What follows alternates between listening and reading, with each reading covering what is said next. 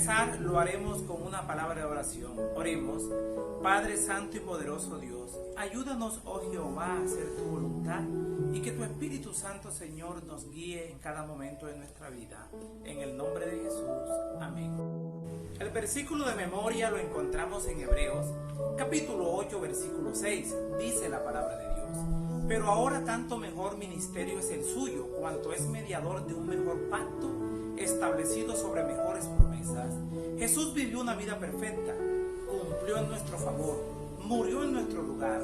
Él nos salva por sustitución. Es el gran garante de un mejor pacto entre Dios y nosotros. Jesús murió en nuestro favor para pagar nuestras transgresiones y ratificó el nuevo pacto. Jesús rindió total obediencia a la ley de Dios. Era una obediencia que se convertiría en una delicia. Nosotros deseamos ser como Jesús, pero Jesús lo vivió en su propia vida. Gracias a Jesús por su obediencia perfecta, busquemos a Jesús para que nuestros corazones sean renovados. Debemos permitir que el amor de Dios renazca en nuestros corazones. Si el principio del amor es implantado en nuestros corazones, si somos restaurados a la imagen de Dios, entonces la promesa del nuevo pacto será una realidad en nuestra vida. Dios pondrá su ley en nuestro corazón y las escribirá en nuestras mentes. Ya estando la ley en nuestro corazón, entonces el Espíritu de Dios moldeará un estilo de vida en nosotros. La obediencia y la lealtad se rinden a Dios solo por amor. Eso es prueba que somos verdaderos discípulos de Dios. Por medio de la fe, Dios nos hace participantes de la gracia de Cristo y nos capacita para obedecer, porque Dios estableció un nuevo pacto. Leamos Hebreos, capítulo 7, versículo 11.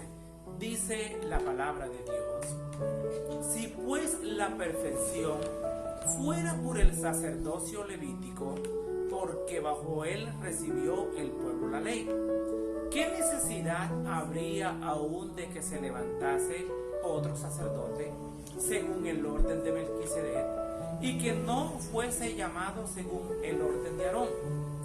Y esto es aún más manifiesto si a semejanza de Melquisedec se levanta un sacerdote distinto, pues se da testimonio de él: tú eres sacerdote para siempre según el orden de Melquisedec. El sacerdocio de Jesús es según el orden de Melquisedec, no según la ley levítica. Eso implica que se había establecido un nuevo pacto. Antes de Cristo, los levitas eran los mediadores entre Dios e Israel. Si no era de esta descendencia, quedaba excluido. Ahora se hace un cambio de sacerdocio. Eso implica un cambio en la ley, pero no en la ley de los 10 mandamientos, sino en la ley sacerdotal. Y también un cambio de pacto. El pacto antiguo no era perfecto. Los sacrificios de animales y las fiestas no ofrecían una purificación verdadera y total del pecado, ni acceso a Dios. Dios establece un nuevo pacto, pero siempre estuvo presente para su pueblo. Dios levanta el ministerio levítico para protegerlos de la idolatría y para que miraran el ministerio de Jesús.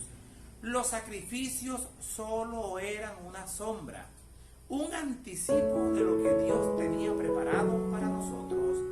Los sacrificios eran para ayudar al pueblo a poner su fe y su confianza en el Cordero que una vez vendría y quitaría el pecado del mundo, para de esta manera, al aceptar a Jesús, fuéramos justificados por la fe. Solo Jesús nos puede brindar la salvación. Solo Cristo nos brinda justicia. Leamos Hebreos, capítulo 8, versículo 10 al 12. Dice la palabra de Dios: no como el pacto que hice con sus padres el día que los tomé de la mano para sacarlos de la tierra de Egipto, porque ellos no permanecieron en mi pacto, y yo descendí de ellos, dice el Señor, por lo cual este es el pacto que haré con la casa de Israel después de aquellos días, dice el Señor. Pondré mis leyes en la mente de ellos, y sobre su corazón las escribiré.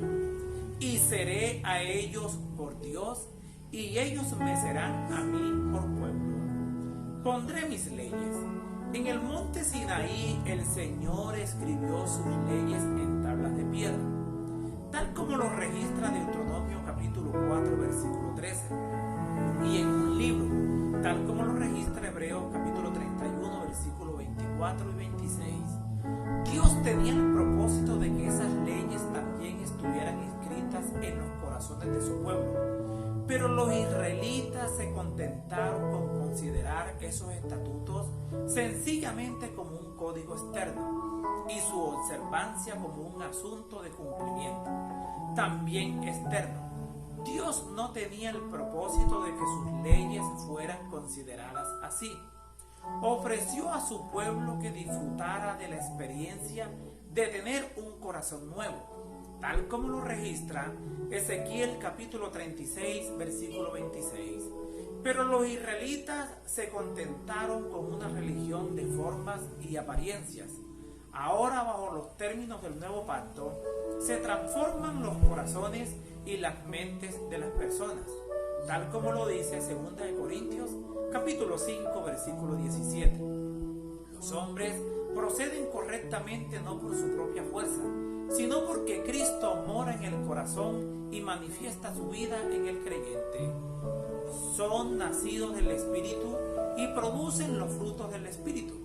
Gálatas capítulo 5, versículo 22 y 23. El poder divino es lo único que puede efectuar el cambio.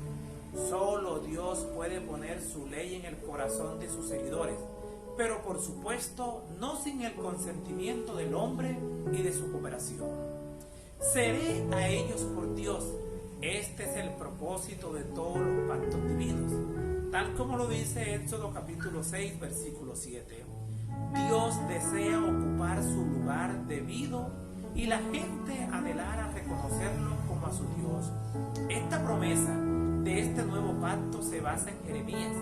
El profeta Jeremías está anunciando la renovación del pacto que Dios había hecho al pueblo de Israel mediante Moisés.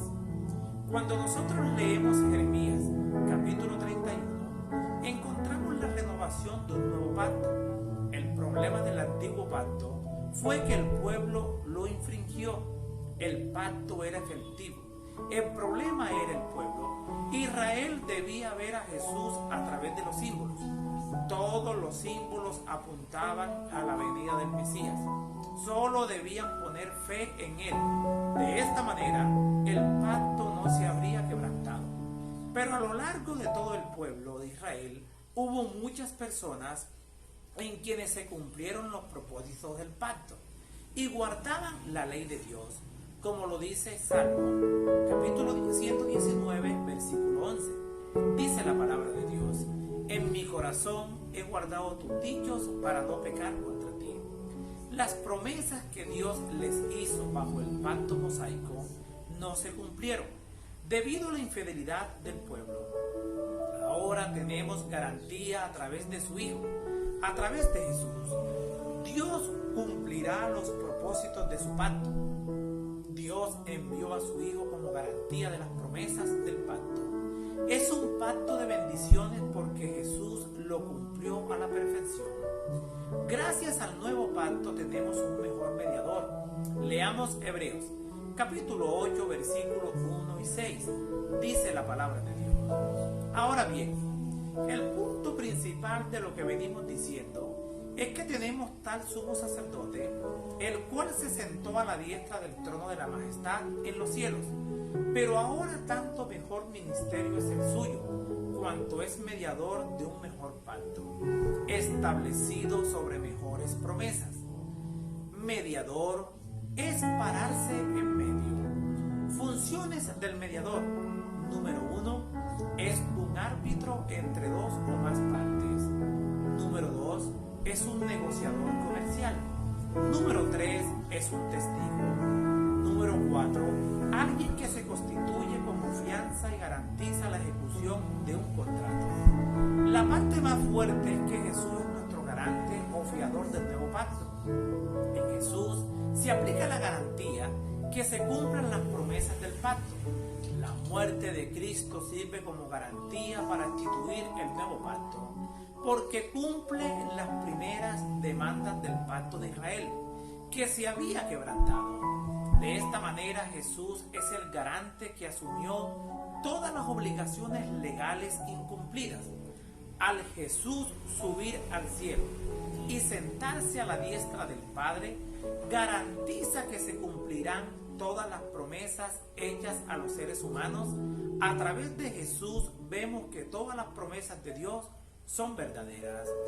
Si Jesús resucitó, Dios también resucitará a sus hijos y nos llevará con Él.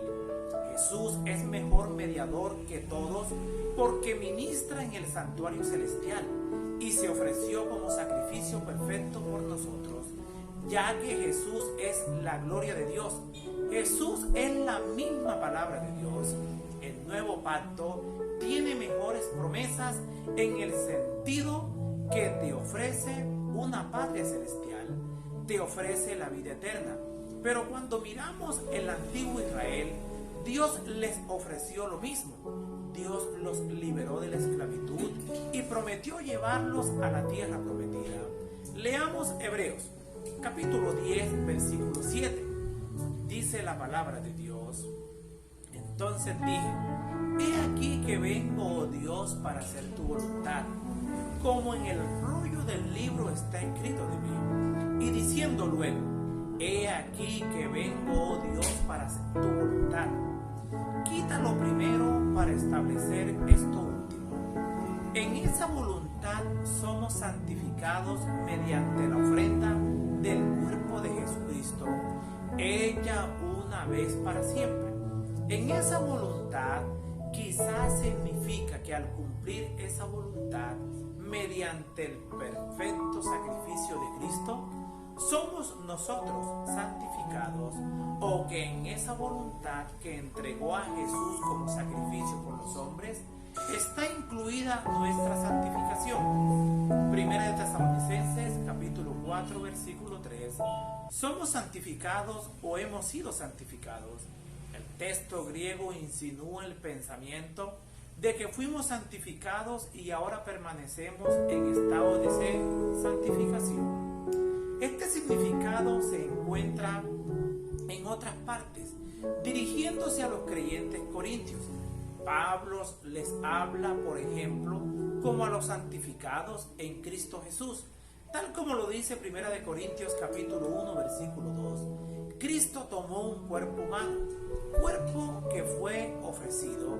Eso lo encontramos en Hebreos capítulo 2 versículo 14. Y por medio de la ofrenda de ese cuerpo, los hombres obtuvieron la santificación. Jesucristo nos ha sido hecho por Dios sabiduría, justificación y santificación, y también redención, tal como lo dice 1 Corintios capítulo 1 versículo 30. Una vez para siempre, no era ni es necesario que se repita el sacrificio de Cristo, pues proveyó la verdadera limpieza del pecado. No fue solo una sombra como lo eran los sacrificios de la ley, siendo que el pacto entre Dios e Israel se ratificaba con sangre.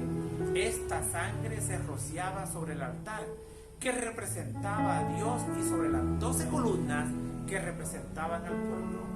Cuando Dios hizo el pacto con el pueblo, prometió obedecer todo lo que Dios pedía. En todo pacto que hacemos con Dios, se requiere la obediencia perfecta del hombre. Para alcanzar el paraíso, Dios exige obediencia. Si somos obedientes, se le abrirá la puerta. Si somos desobedientes, se le abrirá la puerta al pecado. Por eso Dios envió a su Hijo, para que viviera una obediencia perfecta en nuestro favor, para que las promesas del pacto se cumplieran en Él, y luego se nos ofrecieran por la fe en Jesús. La obediencia de Jesús garantiza las promesas del pacto. De esta manera las bendiciones del pacto son para Jesús y luego para nosotros.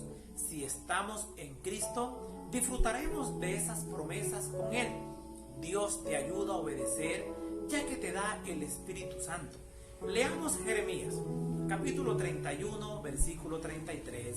Dice la palabra de Dios: pero este es el pacto que haré con la casa de Israel después de aquellos días, dice Jehová.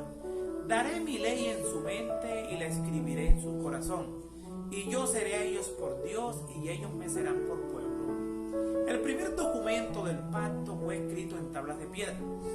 Sin embargo, la piedra podía romperse y los rollos podían quemarse. Pero ahora Dios escribía su ley en el corazón del pueblo. El corazón se refiere a la mente, la memoria y el entendimiento, el lugar donde se toman las decisiones conscientes. Esto debe producir un cambio en el corazón de la persona. El problema de Israel era que tenía un corazón obstinado. Por esto le era imposible hacer lo recto, es decir, que por esto le era imposible cumplir la ley de Dios. Cuando leemos el texto, no dice que Jeremías propuso un cambio de ley. El problema de Israel no era la ley, sino el corazón. Dios quería que ellos fueran fieles a Él con gratitud, es decir, por lo que Dios había hecho por ellos. Los 10 mandamientos, donde expresaban su amor y el cuidado que tenía con ellos, Dios deseaba que obedecieran los 10 mandamientos al darse cuenta que Dios quería lo mejor para ellos. La evidencia era la liberación de Egipto. Lo mismo es para nosotros hoy. El amor y el cuidado que nos mostró Jesús al morir por nosotros, de esa forma debemos obedecer de corazón, como una expresión de amor. Ese amor es la manifestación del Espíritu Santo en la vida del creyente. Dios derrama su amor por nosotros a través del Espíritu Santo. Que Dios les bendiga. Les habló Flavio Martínez. Que la paz de Dios les acompañe en este día.